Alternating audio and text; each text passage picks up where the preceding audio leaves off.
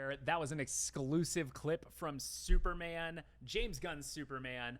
I am joined today by Jim Vejvoda, one of our entertainment leads. More relevant, though, Jim also reviewed Man of Steel for us back in 2013. Certainly did, Tom. I wrote our review for James Gunn's Superman. We're going to get into that in a little bit, kind of comparing those reviews and our thoughts on those movies.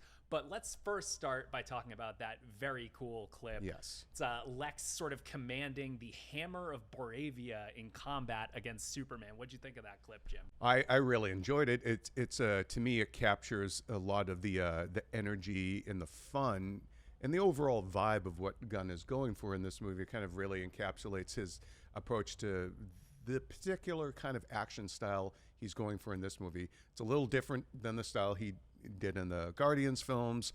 And yeah, I just thought it really kind of, and it gives you a good idea of Lex Luthor as well, his personality, his kind of scheming that's going on. And yeah. He always wants to be like one step removed from the fight. He doesn't want to get up in there. He wants to kind of be calling the shots. He's going around. I noticed he's like literally calling the shots. He is calling the shots. He's calling 5A, 6C. It seems that he's been studying Superman and has sort of prepared these fight moves, or has worked with the Hammer of Boravia to sort of get ahead of what Superman is going to be fighting like. Something I really appreciate about what the action here looks like, it's kind of dirty. You see here, you're getting these very close-up shots of Superman as he's kind of going through the sky. The light is kind of cutting in and kind of flaring here. It makes it feel a little bit more real, a little more lived in. Yeah, it does make you feel like you are in the middle of Metropolis and you're observing something going down. I think there's also, a sense of... even the texture there, the way the sun is going through his cape and everything. There's just, there's so many nice little touches. And I can only imagine the sheer number of hours the VFX artist did to just perfect every little bit of light, all of everything just kind of matches. Not to mention David Cornswet probably being in a wire rig for hours and hours and hours of his life. Yes. Oh man, the nausea there is probably pretty bad. I think the fight that this is probably the most close to in terms of what we've seen from Superman before on screen is the final battle from Man of Steel between Superman and Zod over the skies of Metropolis, and kind of bashing into buildings and stuff like that. How do you think these two scenes compare? I mean, yes, there are similarities, but there was obviously big tonal differences and a sort of what each scene is trying to say. Like the Man of Steel sequence is about menace. It's about basically almost like an apocalyptic kind of thing, like the aliens have arrived and they're here to conquer you. This one is far more of a comic book kind of vibe. It's, you could almost see the splash page. You open up a comic book and the different panels and, the intercutting of that. So it's definitely meant to be fun in a way that the Man of Steel battle over the skies of Metropolis was meant to be a bit more awe-inspiring, a bit more tension, obviously grim, but a sense of I guess menace. I think there is, it's important from a story perspective here to remember that in Man of Steel, that was the first time Earth was ever seeing aliens and that was being played out, in Metropolis, destroying buildings. That was our first experience of this is what we get when we bring, Kryptonians to Earth. Right. Whereas in Superman, and I think we're safe to say this clip is from fairly early on in the movie. Pretty early. And we are very used to having not aliens necessarily, but metahumans are around at this point. Yes. And that's one of the things that Gunn's Superman does differently, is that this is an established world that we're stepping into. And I think that probably does speak to why there's less. This is more an everyday part of life. Yeah, and Superman is this isn't a spoiler, he's the only alien, he's the first alien on Earth that they know of. And so metahumans in and of themselves have been around 300 years at this point. People are used to there being wacky things happening in the world. But a guy who's, an alien among us is different. We should say that the the world of James Gunn's Superman is meant to reflect the comic books more than reality. It's not. It's like whereas the Zack Snyder verse, as fantastical as it was, they were trying to ground it more in a realistic, like what if aliens arrived and went storming through New York, basically. Yeah, because and it's important to put Man of Steel into the context of when it was released. It came out in 2013, just after the Dark Knight trilogy, Nolan's Dark Knight trilogy had wrapped up, and Warner Brothers was looking for like, okay, well, how do we replicate the success of Batman with Superman? And at the time, the move seemed to be, let's keep it grounded in that what if. A lot of what happens. Christopher Nolan was an exec producer, and I think David Goyer may have been one of the writers. I don't know. They definitely wanted to try to replicate that magic. My point being, though, that like the Dark Knight trilogy, the whole thing that made that attractive was the idea of like this Batman could exist, or we're only about 10% off of a world where this Batman could exist. And that was the ethos of Man of Steel, I think. Like, if Krypton had been real, and if the last son of Krypton had come to Earth, Man of Steel is kind of what story we would have expected. It was basically a sort of like the movie Starman a bit, but on steroids. Yes. And like and they were trying to differentiate themselves tonally from the then just burgeoning MCU. I mean, the Avengers had only come out the year before. Right. The MCU was not a sure thing at that point, like until Avengers came out. And I think it's also important to note in 2013 I think that was the year Iron Man 3 and Thor: The Dark World came out, two movies that proved divisive amongst fans. So again, the context of when Man of Steel came out, it was offering something different than what Marvel was attempting to build. Now, we've been talking about Man of Steel a lot here, and I promised everybody that we would talk about our reviews here. Now, you reviewed Man of Steel back in 2013 when it came out.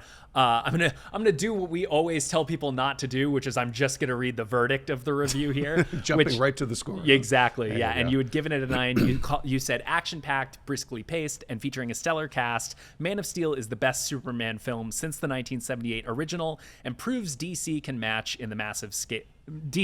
Marvel in the massive scale department. While it could have used a bit more levity, Man of Steel is nevertheless director Zack Snyder's best film to date. Yeah, he was coming off Sucker Punch. So, I mean, come on. It was an easy enough and I mean, I don't know, like, if I thought he had, at that point in time, he really needed a good script to match his visual style.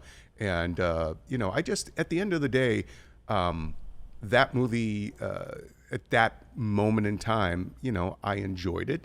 And I think it was a film that, to me, I was reacting to where the Superman franchise had been at that point. We were coming off of Superman Returns, which a movie I like, but obviously was not successful enough to continue that take on Superman on screen. And it was continuing still the Donner continuity. Yeah, it was still tied to right down to casting a guy who looked like Christopher Reeve and like I loved Brandon Routh as Superman. He's very good as Superman. But and I love that they brought him back in like Crisis on Infinite Earths there on TV and everything. But people forget that Superman before Man of Steel, we hadn't gotten the true power fantasy of Superman. We hadn't. I mean, look, the closest we got. I grew up with the Chris Reeve movies. I love them, flaws and all, but the first Superman movie, he's fighting a guy in a leisure suit. The second one, he finally fights Kryptonians, but they're all in like disco gear, and they're all pretty skinny. So this was the first time you really get him like a comic book thing where he's fighting big bads, and there's you're flying through the air, and you're getting the comic book that you wanted. Before that, it's guys in leotards. Like the closest we got was Nuclear Man in Superman 4. Okay, like that was as good as you got. And do you feel like kind of now you've kind of gone back and you've read your review, reread your review? Do you feel like, and reviews are always a snapshot in time, right? Do you feel like that sort of still kind of coalesces your feeling about that movie? Given the context of where I was coming from, there was no BVS. That wouldn't be announced, I think, until Comic-Con the year later. Yeah, in that moment in time, that's how I felt about it. And look, you as a critic, you're married to that thing for life. Yeah. Oh yeah. It's like it's like putting a suggestive selfie of yourself online. The 5 online. that I gave it's there Transformers forever. 1 is burned onto my forehead. Trust me, I know. So you're married to it, and and I stand by my review. But context is everything. Yeah. And it began a sort of cinematic future for DC that we weren't sure what we were going to get, but Zack Snyder was a very hot commodity at that time. He was coming off of 300, which basically massive put box Comic-Con on the map, Yep. and he had Christopher Nolan's blessing. Yeah, and so look, what was not to to mention like? Watchmen.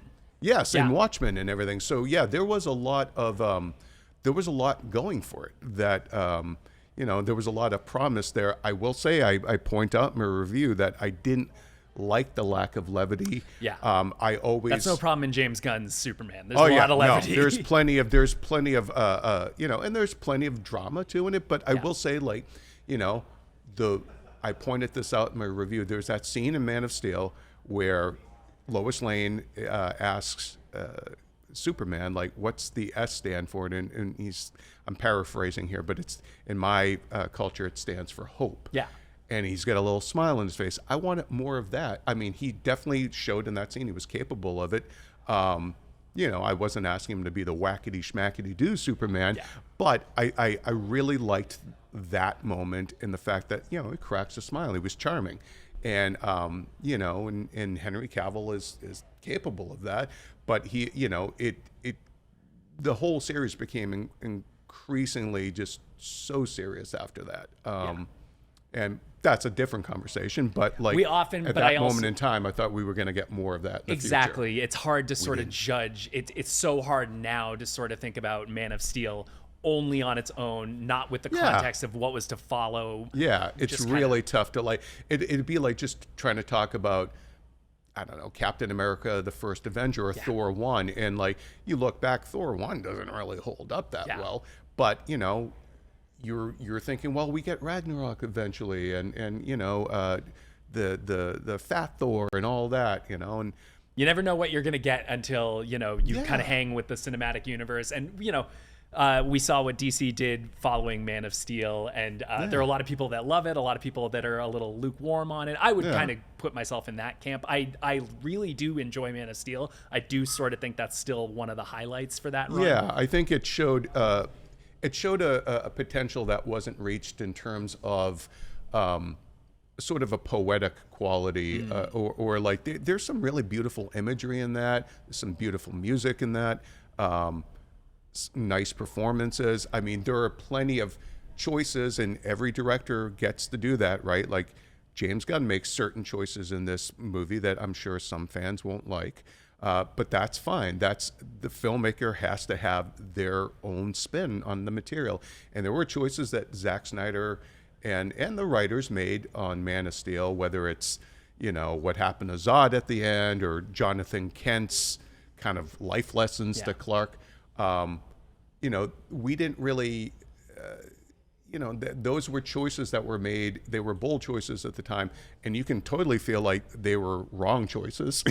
That is your prerogative as a viewer, but it's also the artist's right to be able to make choices and tell the story they want to tell. And the audience can either like it or reject it. Yeah. And we're about to see what the audiences are going to feel about James Gunn's Superman. I'm very excited to see what everybody thinks about it. Again, I gave it an 8. I really enjoyed it. I think you will as well. I liked it too. And we can like both Man of Steel and Superman at the same time. I love Adam West Batman and Nolan's Batman and we contain Matt Reeves multitudes. Batman. Jim, thank you so much for joining me to Tom. chat about And Superman. Had a great time talking to you guys today. Superman is out in theaters this Friday. Don't miss it. You can also go check out my review for the movie, which is live right now. And also keep an eye out for a little bit of spoiler talk from Jim and I coming up in the next few days. Don't miss that. And for everything else, you're already in the right place. IGN. Target in sight. He's back. You're 5 o'clock. Copy.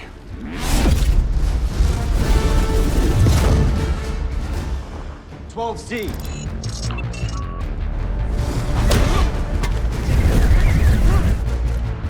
18A.